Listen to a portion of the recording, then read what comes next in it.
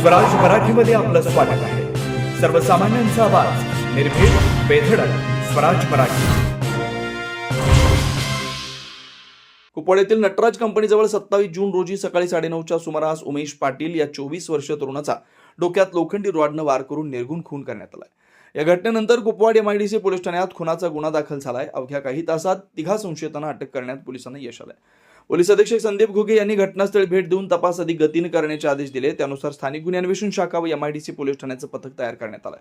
गुन्ह्याचा तपास करत असताना सहाय्यक पोलीस निरीक्षक पंकज पवार यांच्या पथकाला मिळालेल्या गोपनीय माहितीवरून साहिल उर्फ सुमित मधुकर खिलारी, वय 24, राहणार मुळगाव बुलढाणा, सध्या राहणार बामनोली कुपवाड, याला यश सर्व्हिसिंग सेंटर जवळून ताब्यात घेण्यात आले. चौकशीत त्याने उमेश पाटील याचा खून आपल्यासह सोन्या उर्फ अथर्व शिंदे यांनी एका अल्पवयीन मित्रासोबत केल्याची कबुली दिली आहे. प्रेमसंबंधातून झालेल्या वादातून हा खून करण्यात आल्याचं आरोपीने सांगितलंय. त्यानंतर दुसऱ्या पथकानं विमानतळ कोल्हापूर येथून सोन्या उर्फ अथर्व शिंदे यालाही अटक केली.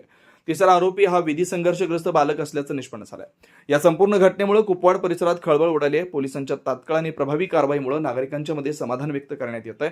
पुढील तपास एमआयडीसी कुपवाड पोलीस करतात.